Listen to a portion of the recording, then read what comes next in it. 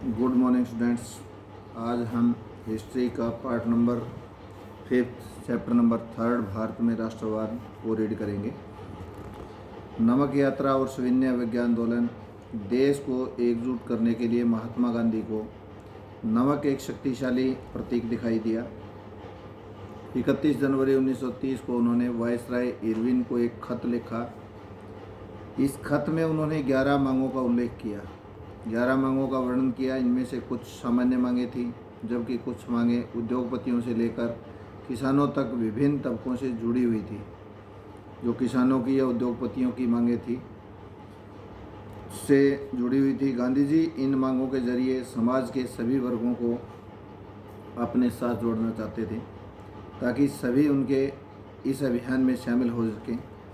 इनमें सबसे महत्वपूर्ण मांग नमक कर को ख़त्म करने के बारे में थी। नमक के ऊपर ब्रिटिश सरकार का टैक्स था, वो टैक्स को समाप्त करने के बारे में सबसे महत्वपूर्ण मांग थी। नमक का अमीर गरीब सभी इस्तेमाल करते थे। यह भोजन का एक अभिन्न हिस्सा था, इसलिए नमक पर कर और उसके उत्पादन पर सरकारी इजारेदारी को महात्मा गांधी ने ब्रिटिश शासन का सबसे दमनकारी पहलू बताया था। सबसे दमनकारी जो पहलू था वो नमक के ऊपर टैक्स और उसके उत्पादन पर सरकारी इजारेदारी, कि सरकार ही इसका उत्पादन कर सकती है, अन्यथा कोई नहीं। तो इसका ये सबसे दमनकारी पहलू था ब्रिटिश शासन का। इसको समाप्त करने के लिए इन 11 मांगों का उल्लेख किया था। महात्मा गांधी का यह पत्र एक अल्टीमेटम चेतावनी की तरह से था। वायसराय इरविन को 31 जनवरी 1930 को लिखा गया खत था। अगर 11 मार्च तक उनकी मांगें नहीं मानी गई तो कांग्रेस सविनय विज्ञान आंदोलन छेड़ देगी। इरविन झुकने को तैयार नहीं थे। फलस्वरूप महात्मा गांधी ने अपने 78 विश्वस्त वॉलंटियरों के साथ नमक यात्रा शुरू की थी।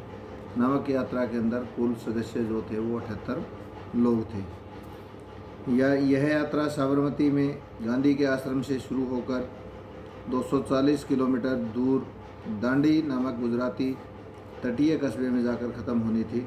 यानी साबरमती से दांडी तक की ये यात्रा थी, जिसको दांडी यात्रा कहा जाता है, जिसको नमक यात्रा कहा जाता है। 240 किलोमीटर की दूरी के अंदर गांधी जी की टोली ने 24 दिन तक ये हर रोज़ लगभग 10 मील तक का सफ़र तय किया था। गांधी जी जहाँ भी रुकते थे हज़ारों लोग उन्हें सुनने के लिए आते थे। इन सभाओं में गांधी जी ने स्वराज का अर्थ स्पष्ट किया और आह्वान किया कि लोग अंग्रेज़ों की शांतिपूर्वक अवज्ञा करेंगे, शांतिपूर्ण ढंग से उनकी बातों को अनमाना करेंगे, यानी अंग्रेज़ों का कहना न माने। 6 अप्रैल को वह दांडी पहुँचे और उन्होंने समुद्र का पानी उबालकर नमक बनाना शुरू कर दिया था। यह कानून का उल्लंघन था। 6 अप्रैल 1930 को यानी नमक यात्रा को सफल करने के लिए अभियान चला। यहीं से सविनय विज्ञान आंदोलन शुरू होता है। यह आंदोलन असहयोग आंदोलन के मुकाबले किस तरीके से अलग था, इस बारे में लोगों को न केवल अंग्रेज़ों का सहयोग न करने के लिए बल्कि औपनिवेशिक कानूनों का उल्लंघन करने के लिए आह्वान किया जाने लगा। देश के विभिन्न भागों में हजारों लोगों ने नमक कानून तोड़ा। सरकारी नमक कारखानों के सामने प्रदर्शन किए गए थे। आंदोलन फैला तो विदेशी कपड़ों का बहिष्कार किया जाने लगा। शराब की दुकानों की पिकेटिंग होने लगी, यानी उनका घेराव किया जाने लगा। किसानों ने लगान और चौकीदारी कर चुकाने से इनकार कर दिया। गांव में तैनात कर्मचारी इस्तीफे देने लगे। बहुत सारे स्थानों पर जंगलों में रहने वाले वन कानूनों का उल्लंघन करने लगे। जंगलों में जो रहने वाले लोग थे वो वन कानूनों का अवमानना करने लगे, उल्लंघन करने लगे। वे लकड़ी बीनने और मवेशियों को चराने के लिए आरक्षित वनों में घुसने लगे। इन घटनाओं से चिंतित औपनिवेशिक सरकार कांग्रेसी नेताओं को गिरफ्तार करने लगी। बहुत सारे स्थानों पर हिंसक टकराव हुए। अप्रैल 1930 में जब महात्मा गांधी के समर्पित साथी अब्दुल गफ्फार खान, जिसका सरहदी गांधी नाम था, सरहदी गांधी को अब्दुल गफ्फार खान कहते थे, इनको गिरफ्तार कर लिया गया अप्रैल 1930 के अंदर। तो गुस्साई भीड़ सशस्त्र बख्तरबंद गाड़ियों और पुलिस की गोलियों का सामना करते हुए सड़कों पर उतर आई। बहुत सारे लोग मारे गए। महीनों भर बाद जब महात्मा गांधी को भी गिरफ्तार कर लिया गया तो शोलापुर के औद्योगिक मजदूरों ने अंग्रेजी शासन का प्रतीक पुलिस चौकियों, नगर पालिका भवनों, अदालतों, रेलवे स्टेशनों पर हमले शुरू कर दिए। यानी जो सरकारी भवन थे उनको तहस नहस करना शुरू कर दिया। शांतिपूर्ण सत्याग्रहियों पर हमले किए गए। औरतों व बच्चों को मारा पीटा गया। लगभग 1 लाख लोग गिरफ्तार किए गए। महात्मा गांधी ने एक बार फिर आंदोलन वापस ले लिया।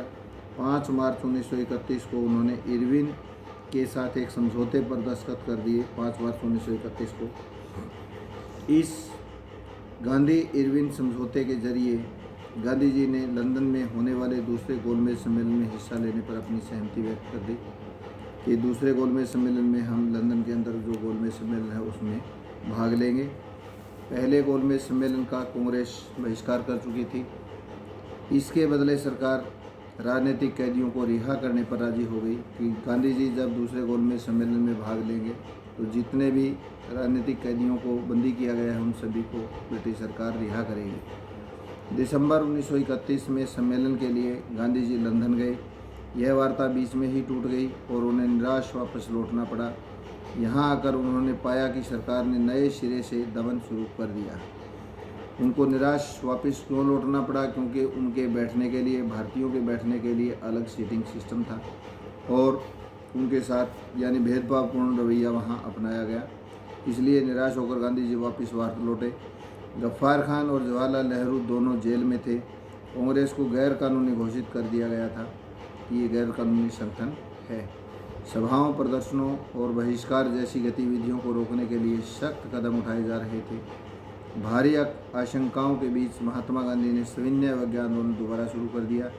साल भर तक आंदोलन चला, लेकिन 1934 तक आते आते उनकी गति फिर से मंद पड़ने लगी।